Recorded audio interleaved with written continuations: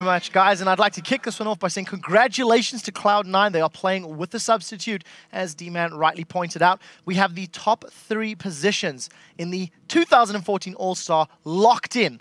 The number 1 seed going 4-0 is obviously Korea, which is being represented by SKT Telecom T1K.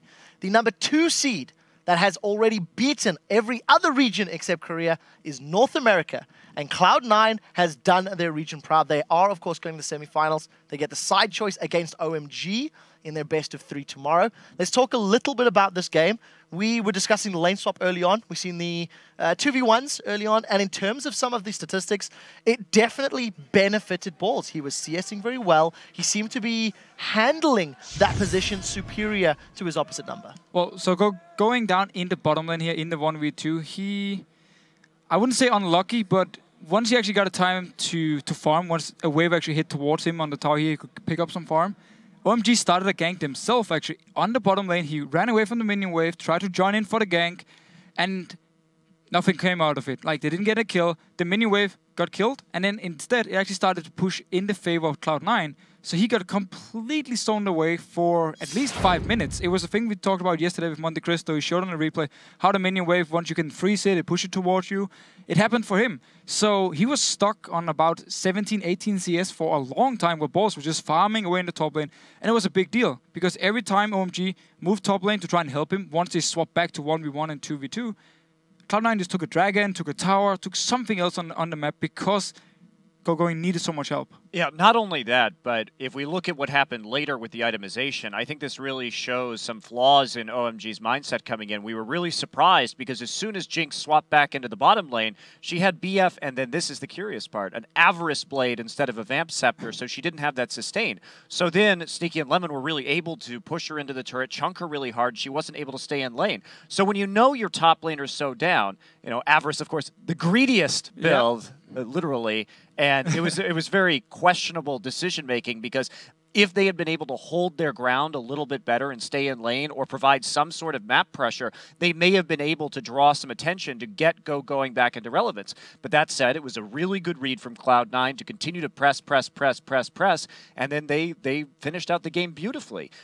I almost feel it's a little disrespect to play 0% lifesteal in the Leona lane because Leona doesn't offer too much zone forward. I mean, all you have is all in. At the same time, yeah, Relic Shield provides a little bit of sustain, but you need lifesteal either from your runes or from an early vamp, and if you get neither, you will get poked out. I mean, Morgana, Twitch is going to be able to poke you quite efficiently, and they can sustain up afterwards. And you saw that at one point they get poked so far down that the all-in is no longer an option because Twitch has so much raw damage output, or even Morgana can kill you.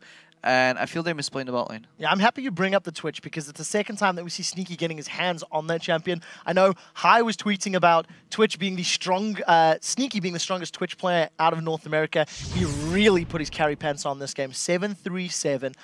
He seemed to be in the right places most of the time. There was 1 or 2 team fights you could argue he was too far forward, but his opponents had no exhaust. You never felt like Sneaky was not helping his team in those team fights. So he was very aggressive with his engages. Sorry, Fig, if I took it away from you. No, go for it. It's okay.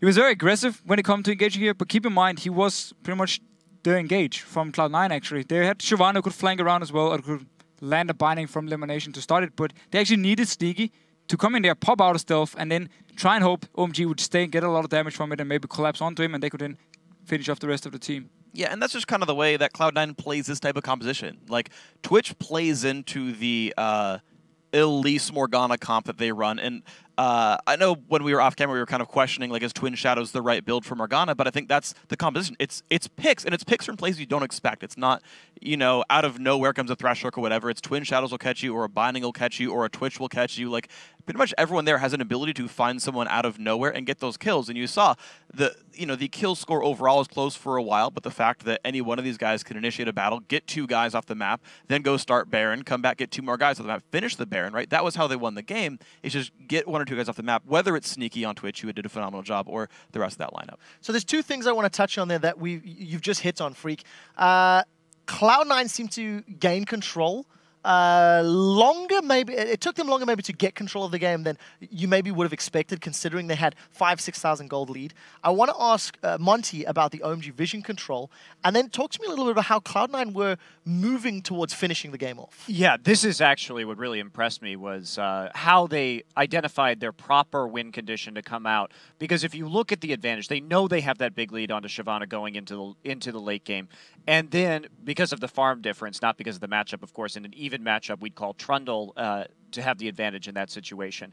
But you're not going to be sieging with a Twitch against a Leona. You're just going to get hit. You pop out, and you're going to get hit by Solar Flare and then killed. And then Jinx is going to start resetting, right? So sieging not really an option. But if you get control over the Baron Pit with Vision with this composition, all of a sudden, they're so scared to go in because they have an immobile AD carry and the possibility of Elise or Shyvana coming over a wall right into your back line and then getting caught in a spray and pray and a choke point. So that was what they needed to do. They didn't have perfect vision control.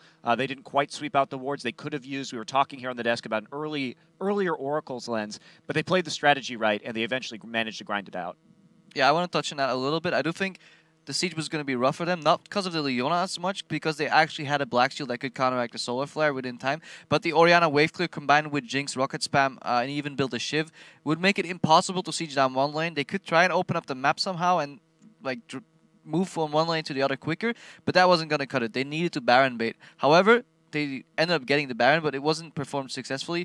In my opinion, as Freak said, he picked up the Twin Shadows. That should have been an Oracle's Lens, and they should have just maybe an extra pink ward even, reposition the pink ward wherever you needed. Make sure they have absolutely no wards, because if you guys remember, there was a little bit of a standoff in top lane where it kept going back and forth and back and forth. That's because OMG had a ward around Baron area, and they knew when Cloud9 actually went in or out of the pit, and so they could stay in their lane nice and safe. They didn't have to face any brushes, and that's where Cloud9 dropped the ball a little bit. However, they never did the Baron unsafely. They always knew 100% sure that it couldn't get stolen by Smite. So props to them for understanding how to close out the game, going for the Baron bait. Once the mistake was made of not getting the Oracle's Elixir, they still played around with that almost perfectly.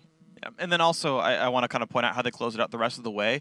Was not a 5-on-5 siege where Orianna and Jinx just wave clear all the time. Eventually it was, I believe it was top lane or mid lane, right? It was Lincoln Ball's bottom lane, two-man pushing so that Orianna could be in one place, Jinx might be in the other, but like Lulu Shiv will dive one of those guys and kill that person. You saw the 2v1 going. So to close it out, once they had Baron, even once the buff turned off them, it was opposite sides of the map, split push in, they will dive whoever Squishy defends, not 5-on-5, and that was another key point. Well, thank you guys for your insight. We are about to go to an interview. Before we do, though, I would like to remind every single person out there that this entire analyst desk did not vote in favor of Cloud9 to win this game. We will need to see how they predict tomorrow in the semifinals. We're going to send it over to Shox right now as she